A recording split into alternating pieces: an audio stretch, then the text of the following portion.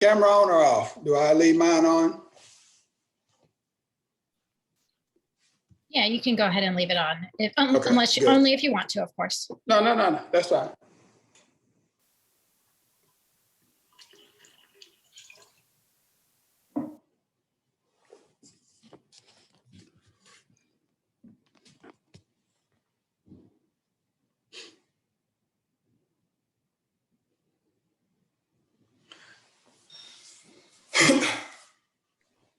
Welcome, everybody. We'll get started in a few minutes.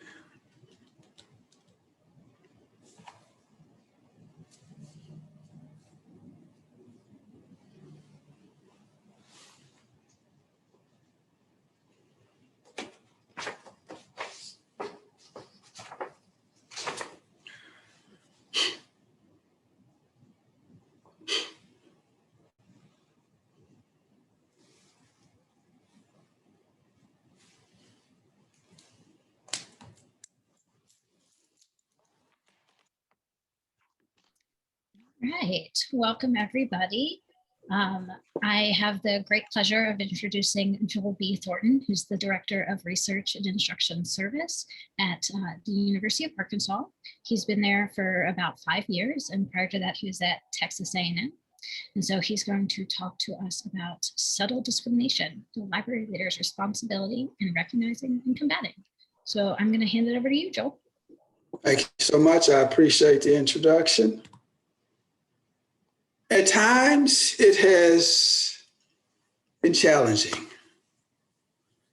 being a Black male in the library profession. And please do not misconstrue what I just said, because I truly love this profession. I truly love what I do. You see, this is not a complaint, but this is a fact of life. And if you can understand life through my lens,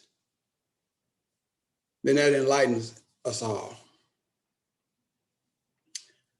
In 2015, I attended the South Central chapter of the Medical Library Association, and it was my first medical library conference. And I remember putting on my suit that morning and having breakfast. And I went to check in for the conference.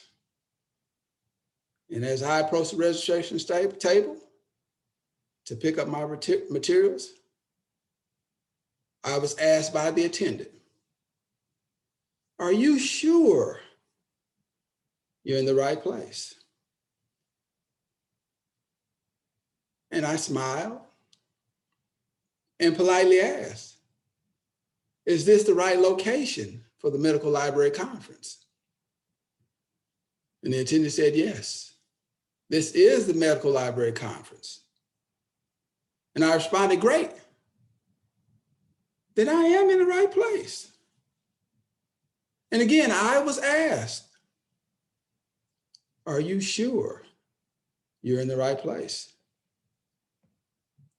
And I replied, yes, my name is Joel Thornton, and I should be on the list because I've already registered. And about that same time, a former colleague of mine comes out and she sees me. And I won't share her real name, but let's use the alias Jane Smith. And if anyone knows Jane Smith, she lights up every room that she walks into because of her bubbly personality. You see, Jane Smith said, when she came to the table and we greeted one another, and the attendant, in surprise, asked, "Oh, you know him?" And Jane Smith said, "Yes, we work together at Texas A&M. Is there a problem?" You see, the attendant was shocked that we knew each other. And once Jane Smith vouched for me, there was no longer a question about me being in the right place. Once I was validated, everything was good. You see, I didn't fit the attendant's mold of what a medical librarian should look like. And her response turned from skepticism to being apologetic. You see, we all have biases. Was I upset? No. But does that excuse the behavior? Absolutely not. You see, this is a reality that I live with every day, a reality that my family and my kids live with every day. And that reality is this: rarely will we be given the benefit of the doubt in situations where we don't fit the mold, which is the exact opposite of privilege. You see, I can tell you countless stories like that in my personal life and from my professional life as well. And although that appeared to be a benign incident, it shouldn't be ignored. You see, daily subtle discrimination occurs outside and inside the workplace, some of which can be life and career altering. And as a Black person, you understand that that's just the way things are. And you have to find ways to rise above it. But it ain't easy. It's a daily challenge. You see, subtle discrimination manifests itself across numerous dimensions, which include gender, sexual orientation, pregnancy, disability, obesity, and the list goes on. And I'm not minimizing any of those. However, during this session, I'm going to focus on subtle discrimination from the perspective of being Black, and examining and analyzing the literature related to that factor. In the time we have, I will highlight the negative effects on Black employees and the organizational climate in which they work. But more importantly, discuss how we can work together as a library community and library leaders to curtail subtle discrimination. But let's begin with defining and comparing overt versus subtle discrimination. And let's start by defining overt discrimination. And I believe we are all very familiar with overt discrimination. And in simple terms, these are just blatant displays of outright discrimination. And since we are looking through the lens of race, these are outright displays of racism. And a lot has changed over time. As you can see from the pictures here, these bring back memories of how things used to be. But scholars describe overt discrimination as differential and unfair treatment with visible structural outcomes, with behaviors that are unconcealed, intentional, and easily recognizable, directed at a target on the basis of his or her stigmatized characteristics.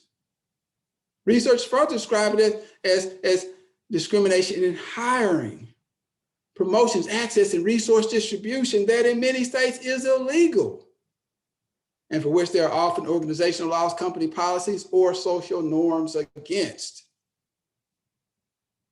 You see, some of the examples of overt discrimination per researchers include someone at work makes derogatory comments about your ethnicity. Someone at work uses ethnic slurs to describe you. Someone at work fails to give you information you need to do your job because of your ethnicity. You have been unfairly fired, demoted, or denied a promotion.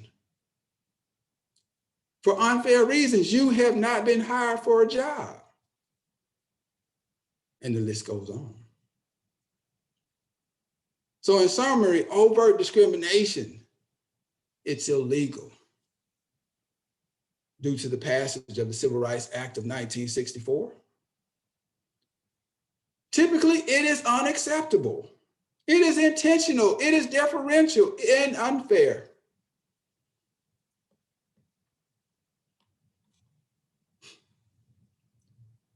But see, over time,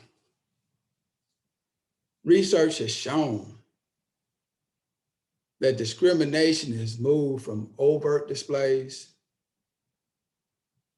to more subtle actions. Now, that's not to say that overt discrimination no longer exists, because it most certainly does. And we've seen it play out in a major way over this past year. The headlines are numerous, the headlines are countless. I don't even need to go into them. But now we have to deal with the shift in the continuum of subtle discrimination, which further complicates things. And engage with me, if you will, for a moment with the question, and you can pop your answers into the chat. Question number one, from your perspective, does subtle discrimination exist?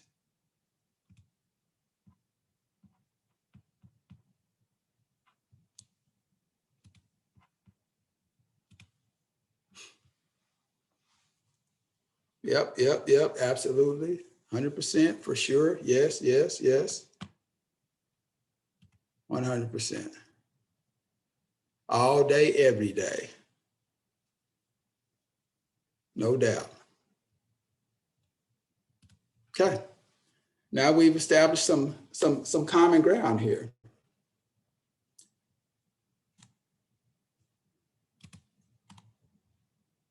So now let's define subtle discrimination.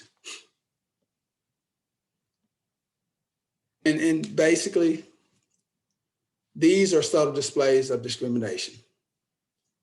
And what separates them is that they're not easily noticed. Scholars typically define them as more subtle in nature, involving nonverbal, paraverbal, which involves tone or pitch, and even some verbal behaviors.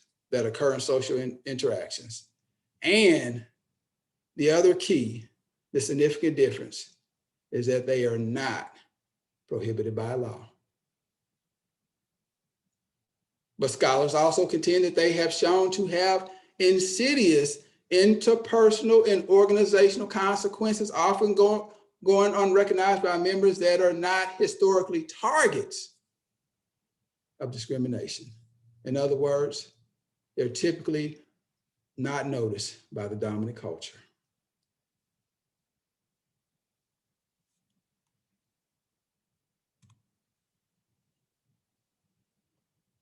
And in the literature, we've seen lots of other terms related to it, the subtle discrimination. Microaggressions, incivility, interpersonal discrimination, everyday racism. But what does subtle discrimination look like? Question number 2. What are some of the common experiences or themes that you've experienced personally or witnessed personally related to subtle discriminations? And you can pop those in the chat if you have examples. Please share those.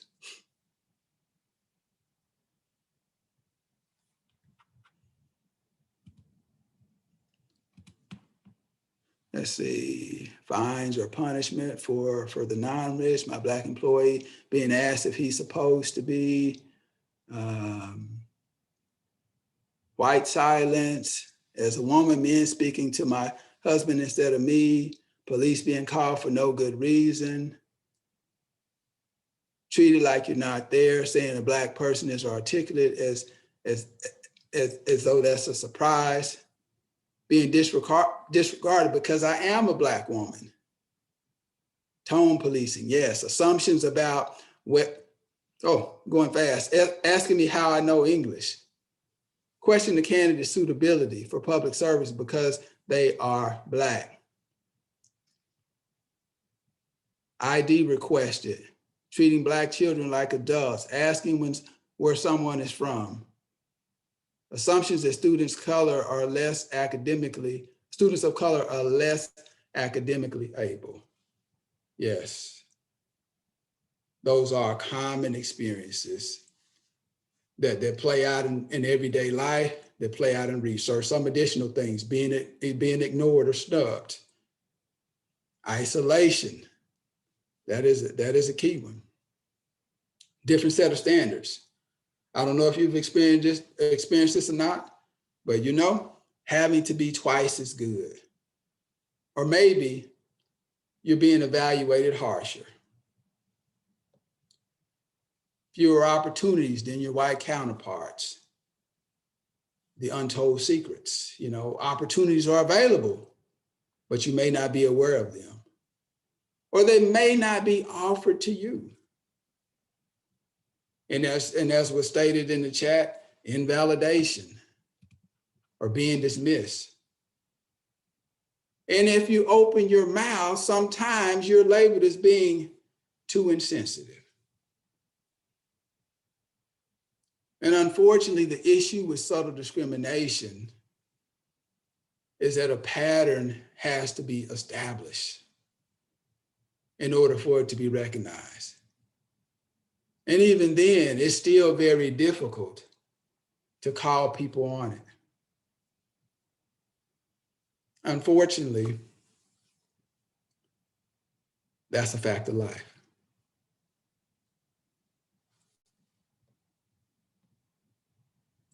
And so as we think about some of the impacts or the negative effects of subtle discrimination, some of the things that are stated, despite the differences between overt and subtle discrimination, recent research has shown that outcomes from subtle discrimination can be just as damaging as overt discrimination. That's interesting. What are your thoughts on that? How can the impacts or the effects from overt from overt discrimination be similar to subtle discrimination? Pop it in the chat for me.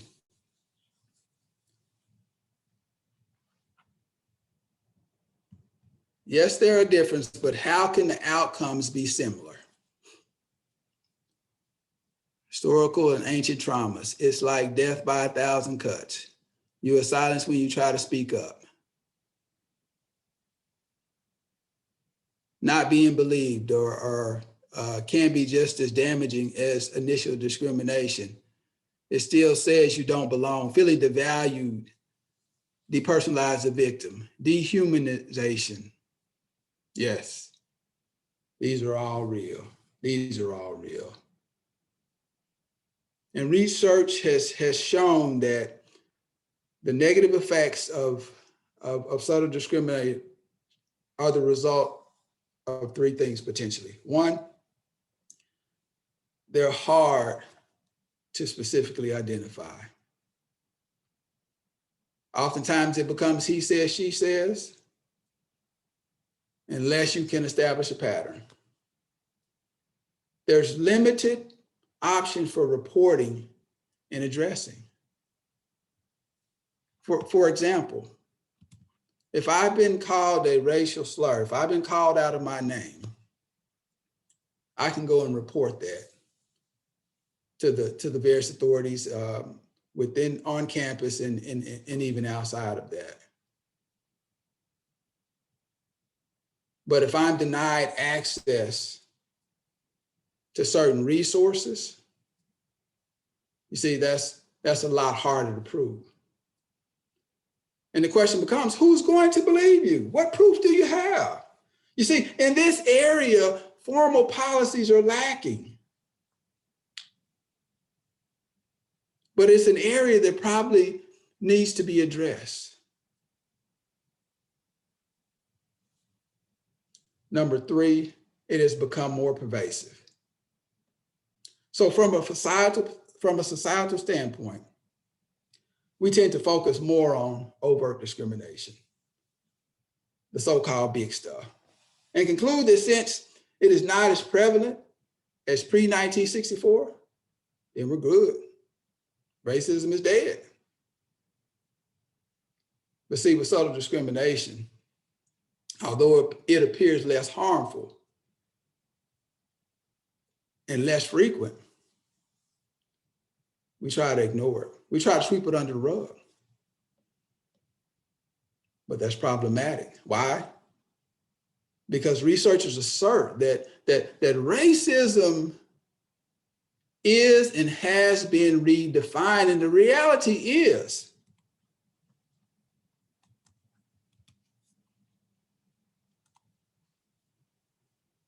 that Blacks face discrimination on two levels. One is systemic, those things that have been long-standing, that have been, that have created an unlevel playing field. Not a complaint, but a reality and a fact of life. And then on top of that, Blacks also have to deal with personal or interpersonal discrimination. And those are even more difficult to deal with. And unfortunately, these are barriers not faced by our white counterparts. And when you're not in the dominant culture, it makes it harder to change and to give credence to those. And thus research has shown that both negatively affect organizational climate, they affect job satisfaction. In terms of retention, in terms of turnover, those are critical aspects. And on top of that, they also impact emotional and physical well-being.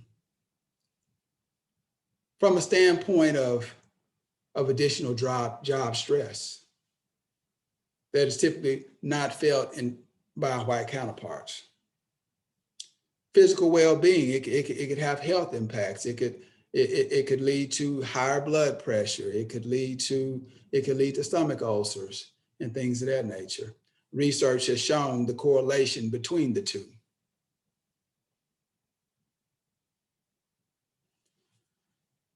And as we think about how these things are going to be addressed, there's a lot of conversation about DEI and training around that, and we have to think about that. And we have to think about the frequency of that training, because one-time diversity training courses are not going to cut it. If diversity training is treated simply as a check the box to say that we have done something, that alone can't change behavior.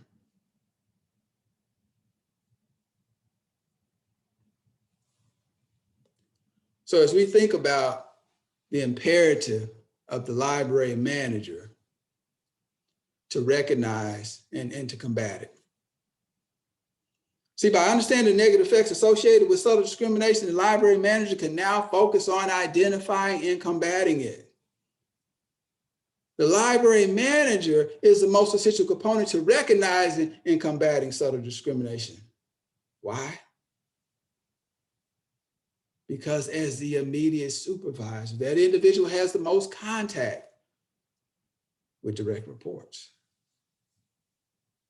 And one of the primary responsibilities of the library manager is connecting with direct reports to understand how they are wired and what makes them tick. And part of connecting is being willing to have tough conversations. Being able to spot signs of distress, of being affected by subtle discrimination, especially paying attention to direct reports from underrepresented groups. And in this case, we're specifically referring to Black employees. Question. Place it in the chat. Does your library have a statement regarding expectations related to subtle discrimination? Is there something codified related to subtle discrimination? No, no, no, no, no, no, no, no, no. Not that I know of. Somebody's working on it. No, but the university just wrote something about microaggressions. No, but we are working on policies. They have overarching diversity statements, but not that I'm aware of. Working on it. It's subtle professional standards. Working on it. No, there are statements of commitment to welcoming environment. What isn't clear is the accountability aspect. Nothing thoughtful, meaningful, effective, or enforceable. So what does that tell us? That tells us that we have some work to do, which is fine.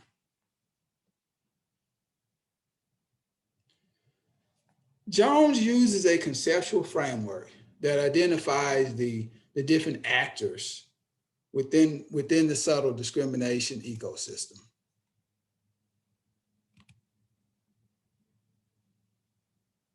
And those actors comprise of targets, perpetrators, bystanders, allies. What are targets? Oh, that's very straightforward. They're directly affected by subtle discrimination. And it could occur at any point of the HR management process, which we will talk more about, from pipeline development to advancement.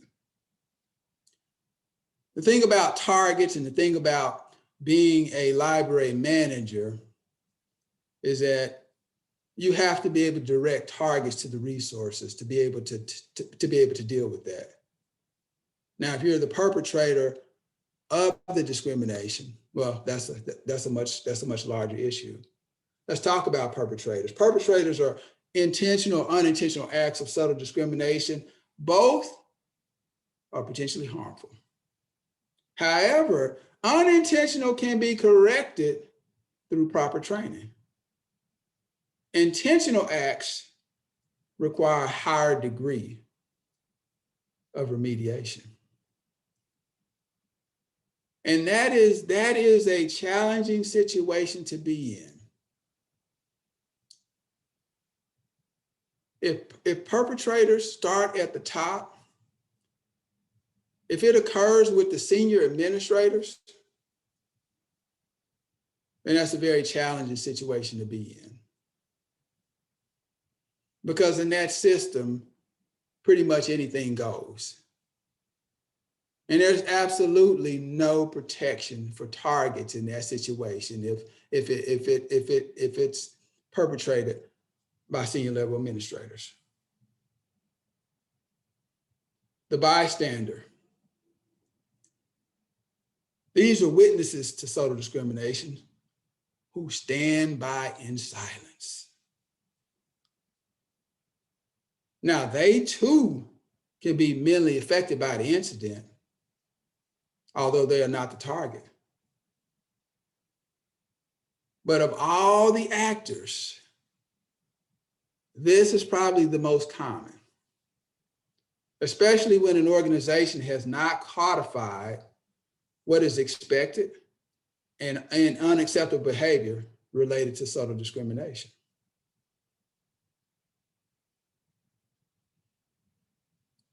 You see, and the goal is to be able to move bystanders to that of ally. And I like to use the term advocate because advocate is much stronger. You see, underrepresented groups need advocates that will defend them in the face of adversity. But all too often what happens is that most people become bystanders. Even though they may recognize that something is wrong and that the target is being treated unfairly. You see, as a library manager, you will fall into one of these three categories. And you will have to deal directly with direct reports who fall into these categories. So your first role is to move to being an advocate. You see, it's too harmful to the organization if you are a perpetrator or a bystander. And by default, you become a perpetrator if you stand in silence. You see, you can't be part of the problem. You must be part of the solution. You know, there's a phrase that says, what you do speaks so loud, I can't hear what you say. That means your actions must be loud, must be louder than your words. And it's our actions that we will be judged by.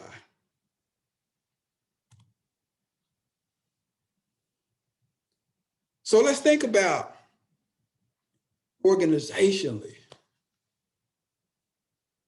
And how do we deal and how do we combat subtle discrimination, taking a holistic view? So, quick question for the chat. As a library manager, what comfort level do you have in discussing issues related to subtle discrimination and DEI?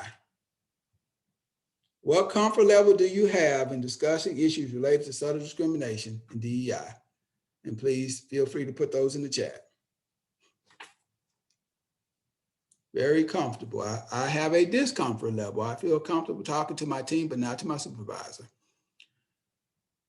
comfortable, but always fairly comfortable. I'm comfortable, pretty good comfort level. It's challenging, yes. Okay-ish, medium, I think. Moderate, but learning. Always in a state of learning and educating. Okay, very good. I appreciate those comments and the engagement.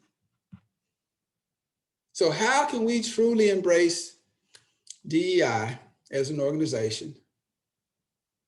And how can we create a more positive environment related to DEI? And first and foremost, we have to examine, if we don't have a place to start, we have to examine our core human resource management processes in their totality. And the reason I say that is because this is really where the systemic issues need to be addressed.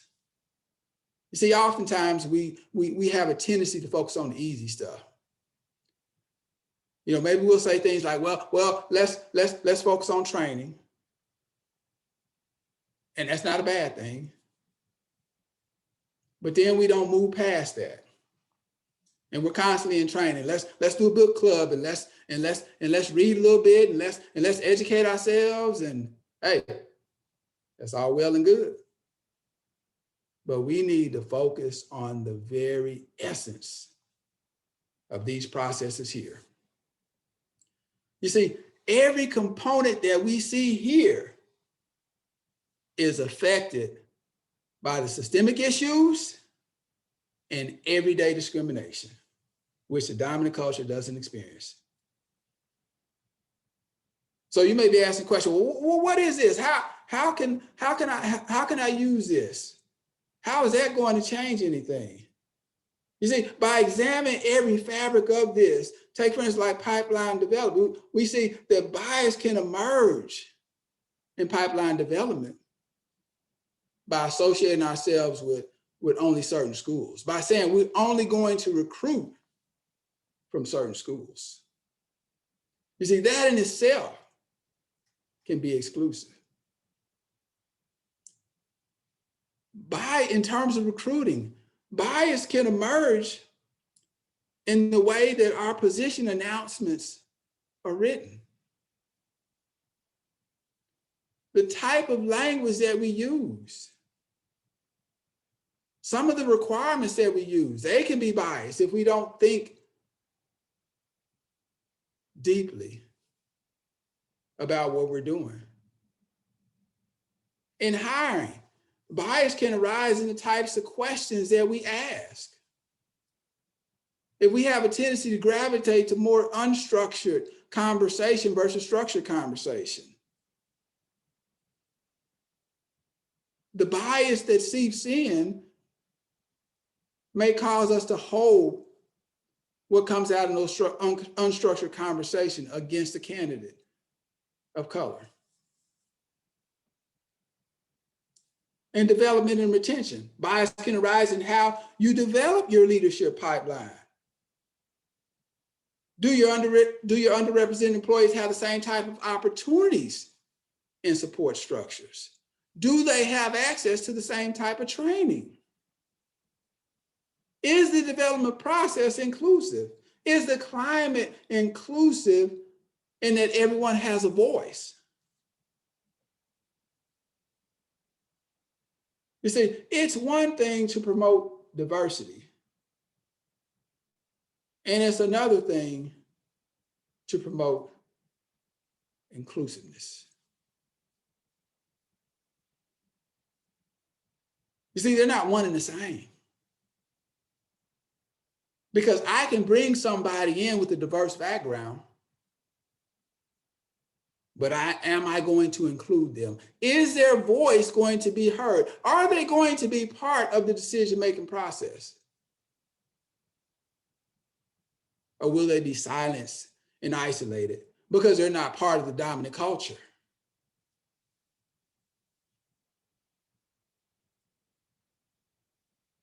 In terms of advancement, bias can arise in terms of who gets promoted.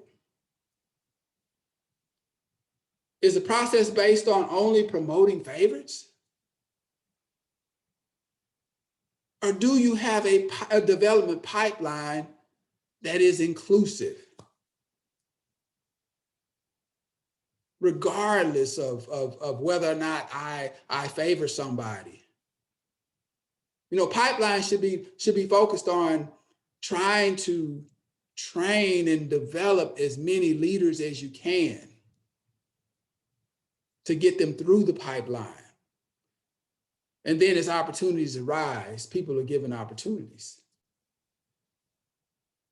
But if we just say, hey, I'm picking this person regardless of anything else, whether they have the skills to do it or not, but they are liked. Okay? So when you're looking at advancing DEI and don't know where to start, look at the entire system. And as you contemplate creating a more inclusive environment, think about the experiences that you want to create. Have in-depth conversations with members from underrepresented groups. Place them in the center of the process to truly understand job satisfiers and dissatisfiers. You see, you can't create a more effective program without doing this. Other organizations have tried, and more than likely they have failed. Think about this for a minute. As a library, will we ever develop a new service without first trying to understand our users' needs and the problems we're trying to solve? Absolutely not. So why would we take that same approach? Why wouldn't we take that same approach to ensure that our HR management processes are more inclusive? You see, it has to be an organizational priority. It's not a strategic priority that comes and goes with the passage of time. It needs to be embedded in the culture at all levels. It needs to be persistent. It needs to be and happen in spite of changes in leadership. It needs to be enduring. Furthermore, the process must be top down, meaning led by senior management, and bottom up, requiring input and engagement at all levels, with the continuous reconciliation between top down and bottom up.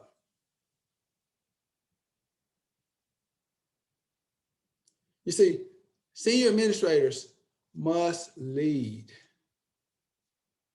and middle managers must lead. They must buy in. They must execute on diversity priorities. You see, and at the organizational, at the library level and the university level, there should be metrics, and there should be incentives for doing so and consequences for not engaging, my opinion. Okay. Because the bottom line is, what gets measured gets done. And as a whole, we have to acknowledge that an issue exists, and on a real level that requires both behavioral and mindset changes. And oftentimes from the dominant culture, I'll hear statements such as, well, it doesn't affect me, so why should I engage? Yes, it does. It does affect you. Because silence is accepting of the culture that needs to change. And the bottom line is that this is everyone's responsibility. And the organization needs to build in safeguards to reduce incidents of subtle discrimination.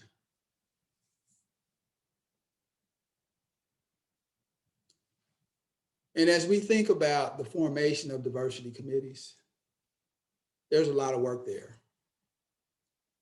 And I'm not discounting any of it. But typically the way things done, diversity committees typically will have very little power because they are left to their own devices. And they are often not in position to address the systemic issues, because that responsibility lies with the middle managers and administrators, because they have the power to affect and execute changes.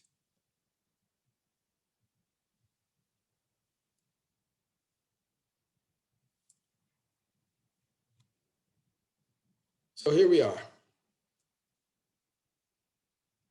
There's been constant dialogue about DEI. And a lot of it's been driven by the challenges, the unrest, the social injustice that we had over the past year that have been heightened. But here's my question to you. How important will DEI be a year from now? 2 years from now? 5 years from now? Will it still be a hot button? Or will we just go back to our normal lives? You see, in order for it to be effective, DEI is not a one-time event. It is a way of life. It needs to have leadership and commitment from top administrators and middle administrators.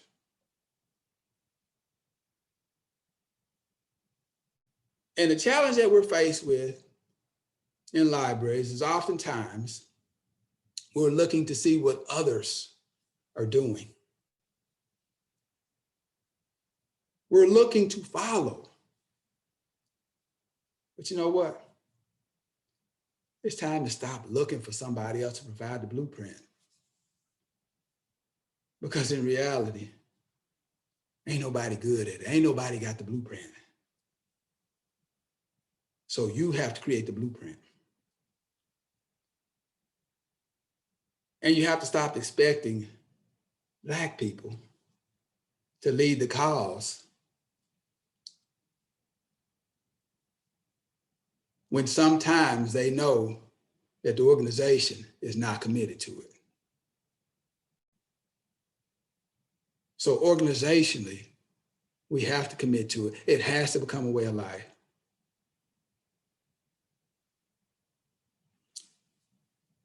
And as a library manager, it's important to develop people who want to be developed, regardless of race, gender, you name it.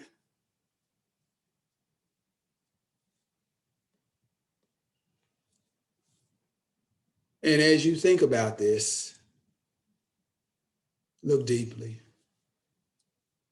and ask yourself, are you discriminating? Are you being biased? And my last question to you is, as a library manager, what actions have you taken to combat subtle discrimination? And you can pop those in the chat, please.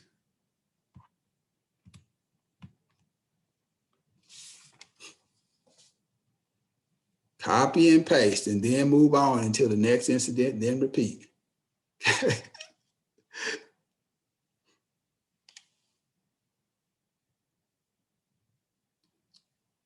Change hiring practice, good. Invited Black direct reports to present with me at a conference. I'm trying to be more aware. Recruiting and hiring committees go through DEI training. Calling it out at the moment, good. Apologize when I screw up. Ask colleagues to hold me accountable, good. Listen, believe, advocate. Very intentional about who is moving to more equitable hiring practices and platform. Very good, very good. These are all good. But as you can see, we still have work to do. Questions?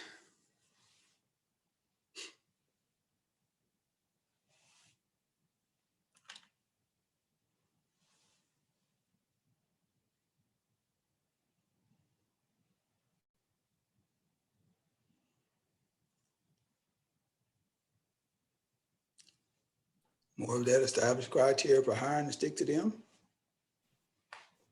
Right, Joel, we have a few questions in the Q&A here. So my institution is going to include a diversity component to staff performance evaluations. How can I use that to fight subtle discrimination? Repeat it one more time for me. Yeah. So my institution is going to include a diversity component to staff performance evaluations. How can I use that to fight subtle discrimination? So the question is is it across the board, or are you able to sit down and have a conversation with the employee?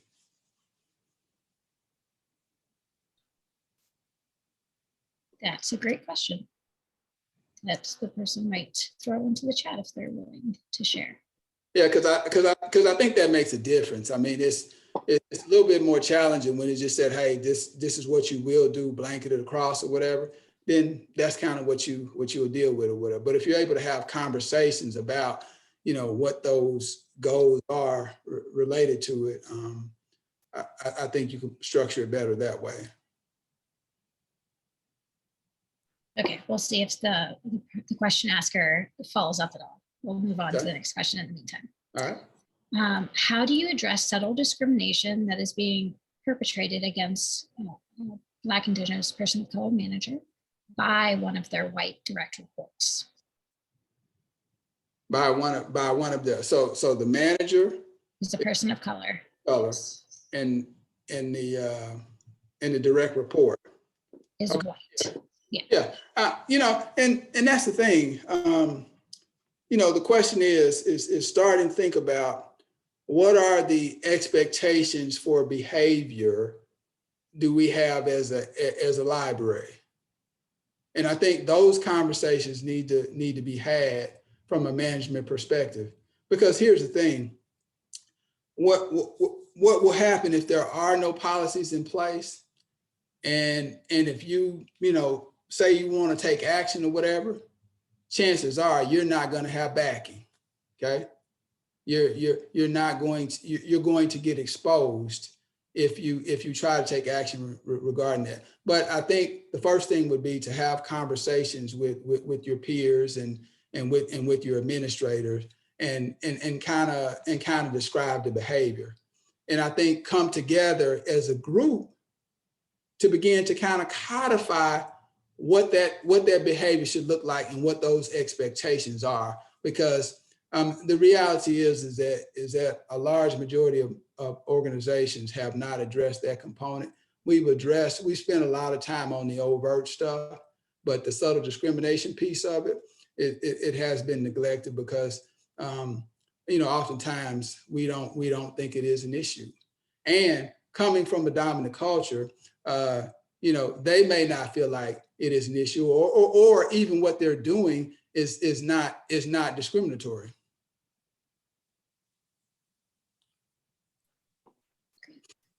So the next question is about job descriptions. So what are some examples of how we can make job descriptions more equitable? Specifically, what are some examples of more inclusive language and requirements for LIS positions? And are we talking about when we're posting them as positions? And I'll approach it from that standpoint, because that could be, I think one of the things is we have to be careful about. I'm trying to think of specific examples that would be, and this isn't a good example. And I don't know specifically the case that you're talking about, but I think take for instance, like if we have entry-level positions that require like a certain GPA or whatever, those can be discriminatory. And the reason I say that is that it is not a predictor of success on the job. Okay. And so when we throw in arbitrary requirements like that, and you could put anything in there that really don't have anything to do as a predictor for success on the job, that to me can be construed as being discriminatory. And so we have to focus on what is the essence of the job, and what are the things that need to get done, and those should be the few things that should be in there. Okay, and I'm going to start putting these questions in the chat too, based off of some comments I'm seeing here. So the next question is also related to hiring practices, and that's if you have any good sources for potential interview questions that would help exclude bias or promote DEI. You know, that's a good question. I think with that, I think it's important to sit down with your group of hiring managers and begin to have that conversation. I wouldn't rely on a question bank or whatever it is. I think that's something that, in my opinion, needs to be organic. It needs to have the spirit of the organization embedded in those questions.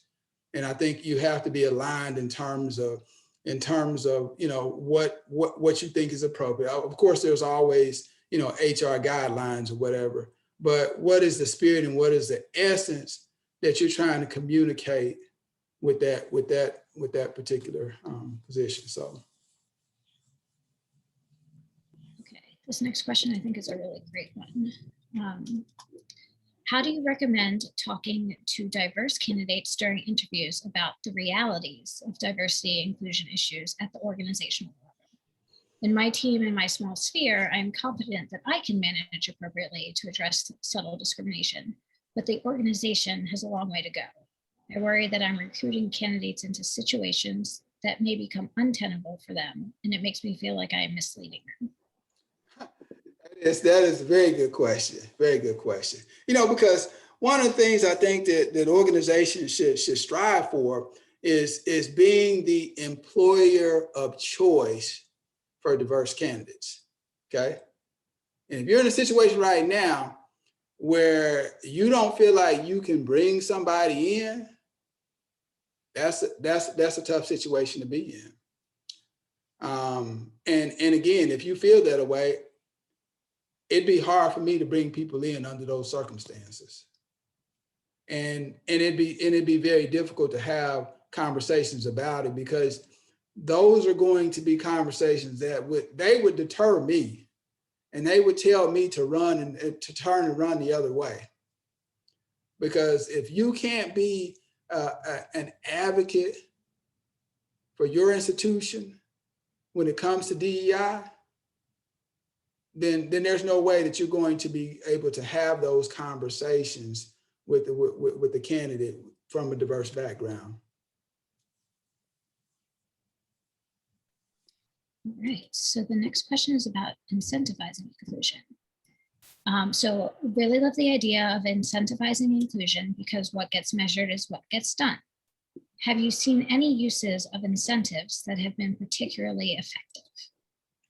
Yeah, I mean, that's a good question. And I'll be honest, in terms of being in libraries, it's hard to come across those cases. I spent 15 years in the corporate world, which is a very different structure, and I understand that. But I remember working at American Airlines, and part of a manager's compensation was tied to diversity goals, and it was up to that manager to decide whether or not they wanted to address diversity and to be able to obtain the additional compensation. I worked in an internal audit department, and the manager was very good about hiring diverse candidates. Whereas, there were other areas that would say, hey, we have our one, and I don't care how much money they give me. But right now, again, different structure. And so I haven't seen any specific models just yet in terms of what's done in libraries to be able to incentivize that way. And again, it's very hard because of the systems that we're bound to in terms of what what can and cannot be done. And it may be different across different universities. So. Okay, there is a question from someone from Sophia, but I'm going to go to the next one and let Sophia know that I think your question got cut off. So if you want to re-enter that, I am happy to ask it next. But the next question is, how do you prepare your staff to work with a more diverse group of people when you broaden your recruitment and hiring practices?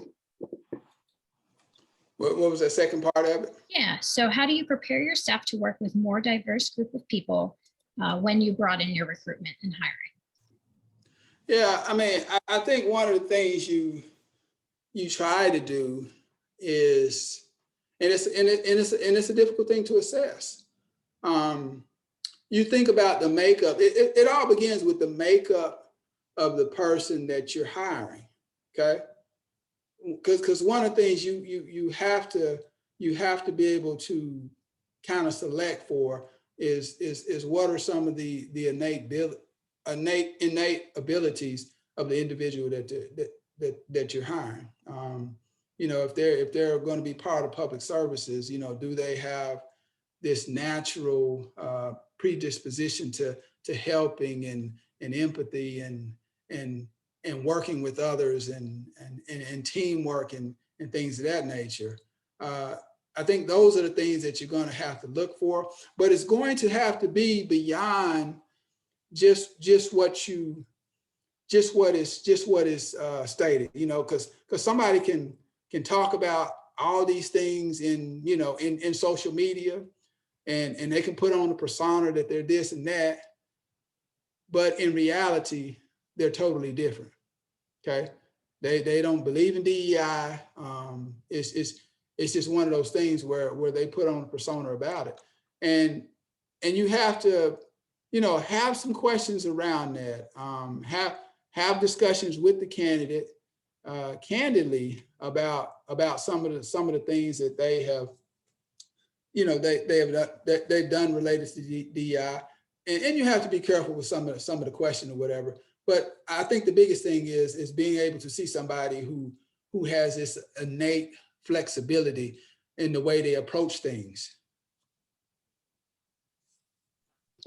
Great. I think that's all we unfortunately have time for. There's a few other questions. So if people want to reach out to Joel, I'm sure he would be, I don't want to volunteer that, but I imagine you're willing to field additional questions. Absolutely. Thank you so much. I appreciate the opportunity. I appreciate the engagement. You're welcome. This was wonderful. I'm going to put it once more in the chat. There is a session evaluation we would love for you all to fill out. Disappeared. You'll get it in email as well in a couple of minutes, probably. So thank you so much, Joel. This was a beautiful presentation, and it's echoed in the chat. Thank you so much.